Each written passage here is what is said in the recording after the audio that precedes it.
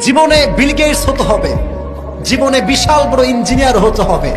পড়লাম, করে তামা তামা করে ফেলবো আজকে। বইটা খুলছে, ঘিরে একটা মেসেজ মনে কেবল ক্রিং করে আসলো মনে হয়। বেচারা কিন্তু ভালো ছেলে, ভালো ছেলে, এমনি ভালো ছেলে। আচ্ছা দেখি তো মেসেজটা কে দিয়েছে। আচ্ছা মেসেজ দেখতে গিয়ে হঠাৎ করে ফেসবুকে একটা পোস্টে একটা নোটিফিকেশন আসছে, অ্যাঞ্জেল প্রিয়া আপনার পোস্টে মন্তব্য করেছে।